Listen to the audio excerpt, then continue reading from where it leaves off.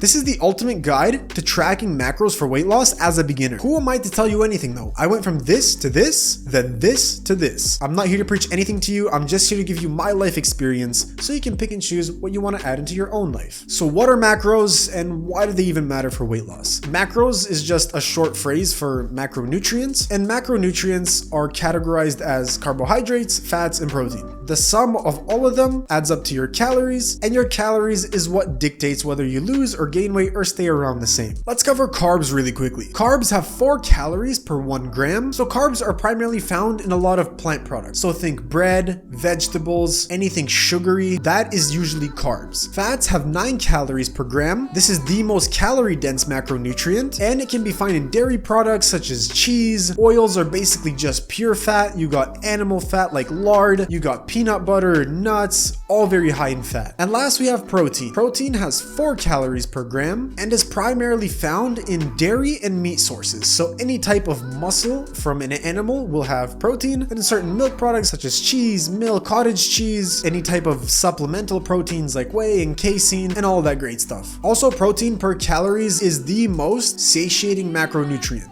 So if you want to eat more and lose more weight, add a little bit more protein into your diet. So now that we understand macronutrients, how do we know how much to eat? If you press the first link in the description, we have a calorie calculator for you. It's completely free of charge. Or if you don't want to use ours, just search up calorie calculator online and pick whichever one looks the prettiest to you. But once you calculate it, it'll give you a number of calories. Let's say it's 3,000 that your body maintains its current weight at. If you eat 2,500 calories, you're going to lose around 1 pound per week. If you eat 3,500 calories, you're going to gain about 1 pound per week. And since we want to lose weight, we want to put you in a 300 to 500 calorie deficit. So let's say your maintenance is 3,000, you're going to be eating 2,500. Sorry, bro, it sucks. I know eating less food is horrible. But how much of each macro should we actually eat? First, look at your weight and let's speak about protein. You want to eat 1 gram per pound of body weight in protein. This will maximize your muscle gain and also make sure that you're losing the least amount of muscle possible when you're dieting. Then let's take a look at fats. Try to add around 20 to 30% of your calories from fats. I weigh around 180, 190 pounds. I eat somewhere between 60 to 100 grams of fats on most days. Keep your fats at around 0.35 grams per pound of body weight. And the reason we want this is just to make sure our hormones stay all good, because fat is necessary in the production of various hormones in your body, like testosterone. And for carbs, you just backfill it to as much as you can. Now, if you're not feeling satiated enough with the carbs, maybe add more fiber or add even more protein into your diet. Those will both work. But this is kind of how I go about it. I get my protein, I get my fats, and I backfill everything else with carbs. So my diet will look something like this. I would have something like 200 grams of protein, 100 grams of fat, and then around 400 grams of carbs, which would equal to around 3,100 or 3,200 calories. This is based upon my diet, but right now I'm trying to gain weight. Here are some tools that personally I have used that helped me a lot when it came to dieting and tracking my macros. So first, buy a food scale, and in tandem with this, get some type of calorie tracking app. Now, I would prefer if you went to the description and used our app or searched up Kitchen Savvy on Google. But if you want to use any other app, that's completely fine. There's MyFitnessPal, there's Chronometer. Those are kind of the only 2 big ones that I know. But yeah, we all have nice databases where you can scan the barcode of the food you're going to eat, type in how many grams it was from the scale that you hopefully now have, and it'll tell you exactly how many calories that was. And with that, you have a whole meal plan within the day. So you know exactly how much you're eating. It'll show you exactly how much protein, carbs, and fats you're eating as well. Now, here are some foods to help you hit some of the more harder macronutrients to hit. Starting with protein, a lot of people have trouble with hitting protein. This is more of a problem for the younger people that I've seen. People just don't know what a lot of protein really looks like. So I personally eat eggs and like a pound of chicken per day, and that typically helps me get my calories in. I also like ground beef. You can go for ground beef, but try to make sure that it's at least 90% lean, as ground beef will have a lot of fat. For protein, primarily just stick to meat. Meat is going to be the best way to do it. You can supplement with protein powder. You can have cottage cheese, is also amazing. But as long as you're tracking your calories, it shouldn't really be too difficult to figure out what and how much you should eat. For fat, typically this just comes naturally. You can just add more oil to your meat when you're cooking it, or eat more dairy products, maybe have some nuts if you really see that you're not hitting the fat threshold. But most people are getting enough fat, so this should not be a problem. And for carbs, I mean, God, who can't get enough carbs? Our whole society has been fueled off carbs for the last, what, like 1,000 years? If you have trouble eating carbs, just go to your lawn and like eat grass or something. But in all seriousness, carbs can come in the form of anything. Vegetables, any type of grain products, candy.